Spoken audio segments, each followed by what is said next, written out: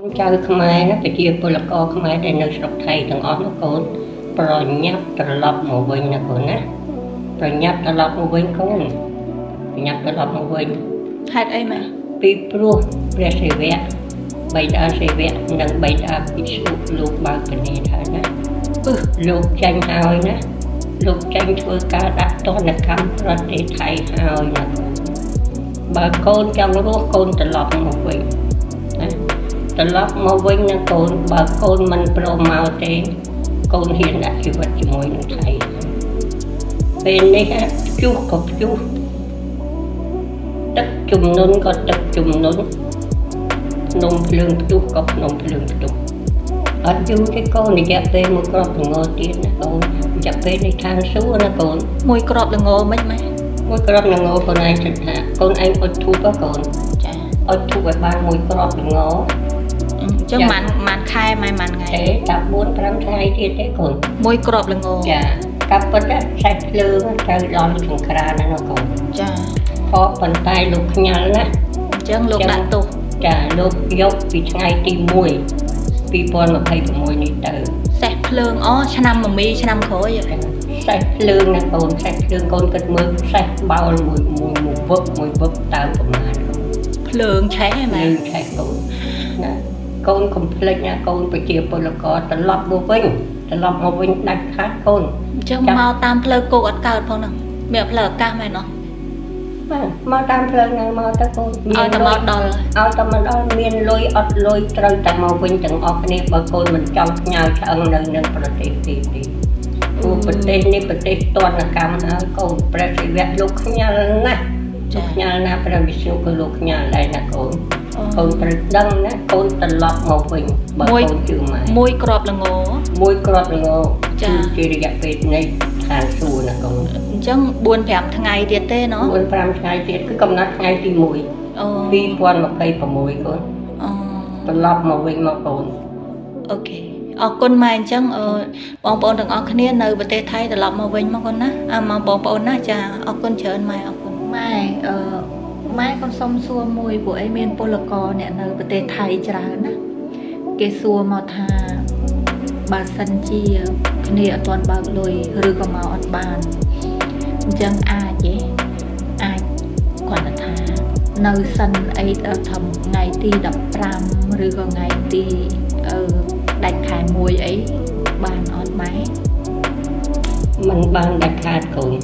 จ้าพระวิษณุลูกที่เนี่ยบังเกิดเอาลูกที่เนี่ยกำจัดปีนี้ลูกขยันครั้งเจ้าไปยังสมบอจะไปไอ้ลูกอดมีนสัตว์นังกาบอลูกอัตตัวเหรออดตัวเป็นอันขาดลูกจวนหายมันเหม็นจวนทอนได้ลูกชุบจิกองสับจัดเมาไว้นะกองมีนลอยอดลอยบาประคายมันบาประคายเมาไว้เมายกชีวิตมาสั่นกองชื่อไม้นะลูกยัยอัดก็หากองเองลูกยัยนี่ยัยนี่คือสร้างชีวิตผู้กองหายจ้าเอาคนใหม่เจ้าจะอังลือสเกไอ้กองจ้าจังcon miền rừng mùi tiết xua mày miền rừng mùi trong xua tha miền bong bồn mật phẹ friend ក្នុង Facebook យើងហ្នឹងណាគាត់ថាប្រាសាទដែលម៉ែមានប្រាសាទថាឈ្មោះប្រាសាទប្រាសាទអីគេម៉ែអីស្អីគេប្រាសាទតាកបីសុំសេរីសួស្ដីគាត់ថាប្រាសាទហ្នឹងឈ្មោះប្រាសាទសិរីមង្គលទេម៉ែសិរីមង្គលទេអញ្ចឹងណាតើអាហ្នឹងបានន័យថាម៉េចឈ្មោះអីគេពិតប្រាកដម៉ែឲ្យកូនឯងឈ្មោះផុន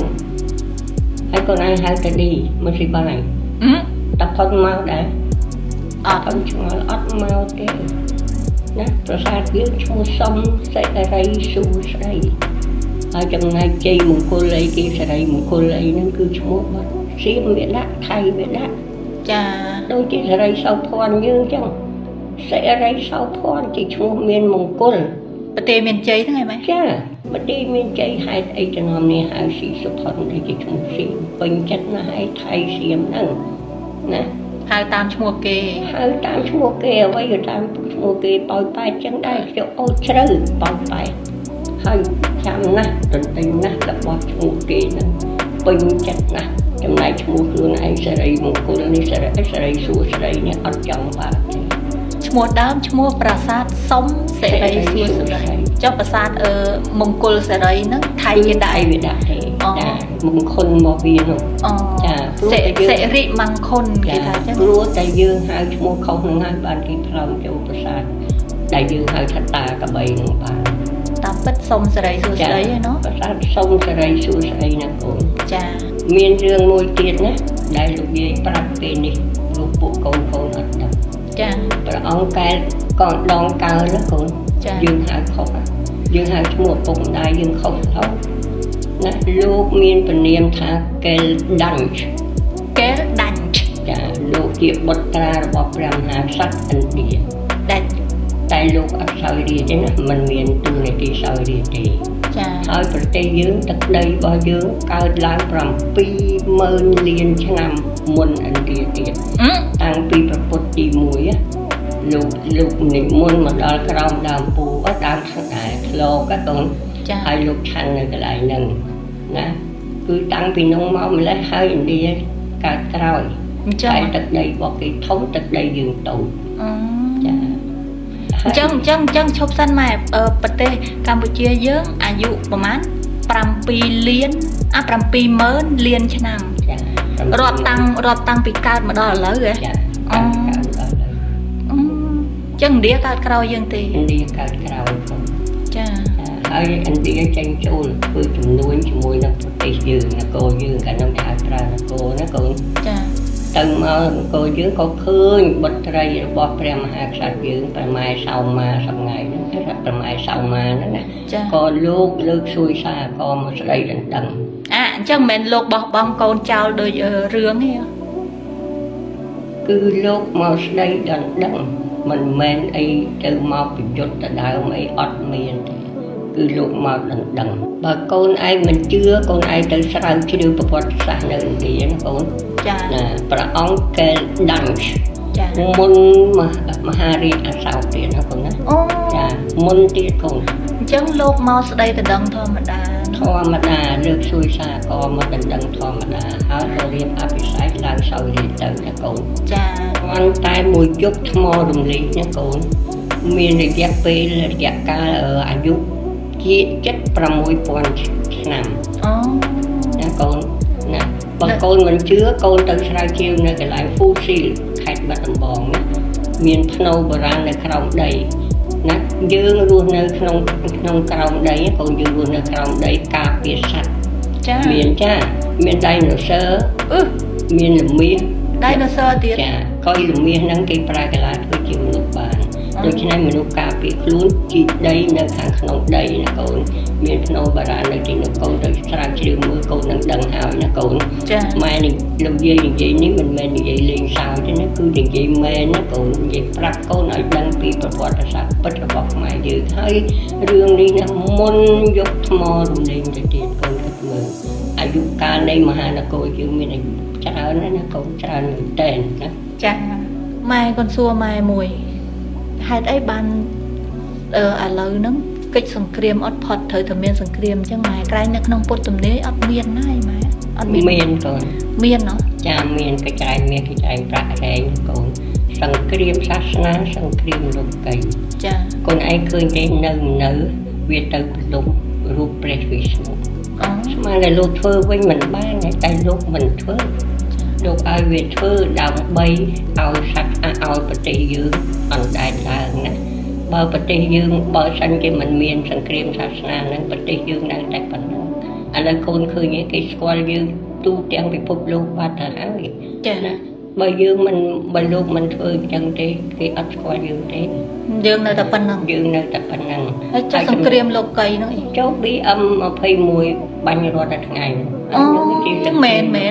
មែនចា ហើយឪពុកសម្រាប់កូនសម្រាប់ម្ដាយបងប្តឹងប្អូនណារឿងដីរឿងធ្លីណាកូនឃើញច្បាស់ អូ គេហើយជាសង្គ្រាមលោកីសង្គ្រាមសាសនាត្រឡប់កលិនបាយបិណ្ឌទៅជាបាយបាតឪពុកយកកូនឯងកូនយកម្ដាយឯង មែន ឯងមើលតើមែនឬមិនមែន មែន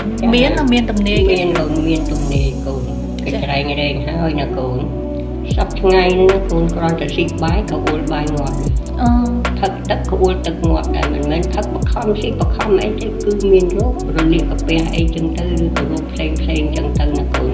ហើយទឹកនោមប្រហែលក៏មានច្រើនរោគសពគ្រប់តែសប្ថ្ងៃនេះណាកូន ចា កូនឯងឃើញទេសូម្បីតែដកដង្ហើមក៏ងាប់ដែរ មិនដកដង្ហើមងាប់វិញ ព្រោះវាបាញ់ផ្សែងពុលមកណាកូនហើយពុលផ្សែងពុលទៅងាប់ប៉ុន្តែផ្សែងពុលហ្នឹងណាវិលត្រឡប់ទៅទីក្រុងបាងកកវិញទាំងអស់ស្រុកខ្មែរអត់មានតែទួចណាកូនចា មែនតើម៉ែឃើញទាំងអស់ណោះ ឃើញទាំងអស់មានសពគ្រប់ទាំងអស់គាត់តែដកដង្ហើមក៏ងាប់ដែរណាកូន ចា នេះហើយជាពុទ្ធទំនាយណាកូន អញ្ចឹងធ្វើមិនកិច្ចផុតទៅម៉ែអើយឆ្លងរួចអត់យើង រួចកូន អូយសាធុ ចាទោះបីយ៉ាងណាក៏ខ្មែរយើងអត់អីដែរកូន ចា តែយើងត្រូវណាសាសនាពុទ្ធគឺត្រូវធ្វើសមាធិឲ្យបានច្រើន ឬសូត្រធម៌ ចាសូត្រធម៌សមាធិហើយហិណ្ឌូធ្វើតាមហិណ្ឌូណាគ្រីស្ទានធ្វើតាមគ្រីស្ទានអ៊ីស្លាមធ្វើតាមអ៊ីស្លាមចាកិច្ចអីធ្វើទៅឲ្យតែបានពាក្យថាសូត្រធម៌សមាធិណាកូនណា ភាវនាផ្លូវចិត្ត ចាភាវនាផ្លូវចិត្តធ្វើចិត្តឲ្យល្អណាកូនណា ចា ណាចេញលក់ដូររកស៊ីអីធ្វើតាមទូរស័ព្ទអីទៅបានហើយបន្ថយកូនកាត់បន្ថយ ឲ្យធ្វើមិនបានសមាធិឲ្យច្រើន ចាឲ្យបានសមាធិឲ្យបានសូត្រធម៌ឲ្យច្រើននោះទើបយើងឆ្លងរួចណាកូនណា ចា យើងឆ្លងរួចយើងអាចឆ្លងរួចទោះបីកលៈទេសៈណាក៏ដោយតែបើធ្វើហើយនៅតែយើងស្លាប់ទៀត ចា ពីព្រោះយើងមានកម្មជាមួយនឹងថៃនោះ ចា យើងធ្លាប់ធ្វើទៅលើគេ ចា ដូច្នេះគេក៏សម្លាប់យើងវិញបានដែរកម្មណាកូនពីថាកម្ម តាមវិលជុំមែនណោះ មានរឿងមួយទៀត ចា ម៉ែនិយាយអំពីនាងសរិនថន ចា ចាគេគ្រូគេខ្លាំងណាស់កូនណាធ្ងន់អសុរកាយ អូ ប្រយ័ត្នណាកូនកុំយករូបគេមកជន់នឹងដី ចា ជន់គឺកប់ដីអេសក់គឺបុកសរុបគុំប៉ះពាល់រូបគេ ចា មានតែរូបនេះទេណាកូនណា រូបអីគេម៉ែ នេះរូបនេះកូន អូ ដែលអាចបង្ក្រាបបានព្រះវិស្ណុកាន់ព្រួយគង់នៅលើគ្រុឌ អូ រូបនឹងមួយគត់ដែលអាចទប់ទល់ជាមួយនឹងសរិនថនបាន ចារូបពុទ្ធ អ្វីក៏ដោយគឺអត់ន័យទាំងអស់មិនអាចកូនមិនអាច ព្រះវិស្ណុឈរក៏ដោយអត់បានទេតតារូបហ្នឹង ហ្នឹងកូន ចុះបើអត់មានរូបហ្នឹងមានតែរូបថតធម្មតា ចាបានតែកូនយើងដាក់តាមខ្លួនទៅ គេខ្លាចដែរ ចាខ្លាចដូចគ្នាកូន ចាញ់ច្រាបហ្មង ចាញ់ចាប់ឲ្យឃើញរូបហ្នឹងគឺគ្រូរបស់សរិនថនហ្នឹងគឺខ្លាចហ្មង អូ ណា ច្បាស់ឆ្លប់មានប្រវត្តិទេហ្នឹង ចាថ្មអសុរកាយហ្នឹងខ្លាចណាស់ខ្លាចណាស់ខ្លាចព្រះអង្គណាស់កូនខ្លាចទៅទីបង ចុះបើកងតបយើងដាក់តាមខ្លួនផ្ដិតដាក់ទូរស័ព្ទអីបានទេ ល្អបំផុតល្អណាស់បើថតដាក់ក្នុងកប៉ៅ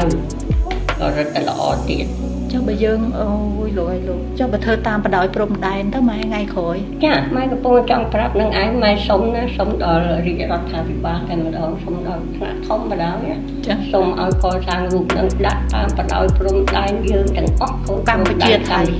កូនហើយដាក់បាយមុខទៅរកថៃណាកូនណា ចា ធ្វើទៅកូនហើយរូបនឹងយើងយករូបនឹងទៅដាក់ទៅលើរូបសរិនថនហើយដាក់ទៅលើដីដល់កុំជន់ណាព្រោះជាព្រះណា ចា យើងអត់ជន់ទេតែរូបរបស់យើងអ៊ុតឲ្យស្អាតទៅអ៊ុតរឹងទៅហើយរូបសរិនថនយើងថតធ្វើម៉េចឲ្យស្ដើងកដាស់ឲ្យស្ដើងដែលអាចឆាប់រលាយបានយើងដាក់នៅលើដីទៅហើយដល់ពេលហើយយើងអាចយករូបរបស់ព្រះអង្គហ្នឹងត្រឡប់មកវិញបានយើងទុកឲ្យយូរតិចទៅណាកូនណា ចា ចាគឺធ្វើទៅកងទ័ពទាំងអស់មានដាក់គ្រប់គ្នាទៅកូន អូគេលេងមុនខ្មៅខ្លាំងអញ្ចឹង អូកូនសប្ងៃហ្នឹងពួកវាហ្នឹងគឺបិសាចនឹងឯងអសុរកាយនឹងឯងធ្មប់នឹងឯងចូល និយាយរួមទៅសុំម៉ែប្រាប់កូនហ្នឹងថាសំបីតម៉ែវាឃើញតាមទូរស័ព្ទក៏វាធ្វើម៉ែដែរធ្វើមិនចុះ ចុះម៉ែអត់មានគ្រូអីទេម៉ែអត់មានទេគឺម៉ែមនុស្សធម្មតាសត្វ គាត់តែយល់ស័ព្ទឃើញ យល់សប្ឃើញហើយទទួលគឺថាម៉ែហ្នឹងជា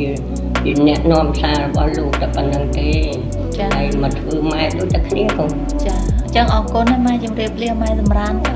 ហើយកូនមកម៉ោង7:10យប់ហើយហៅមកថតវីដេអូចាអរគុណម៉ែ ត្រូវតែធ្វើកូនដើម្បីជាតិមាតុភូមិមហានគរណាមហានគរប្រជាណាចក្រម៉ែត្រូវតែធ្វើ ចាអរគុណម៉ែជម្រាបលាអរគុណបងប្អូនជួបគ្នានៅវីដេអូ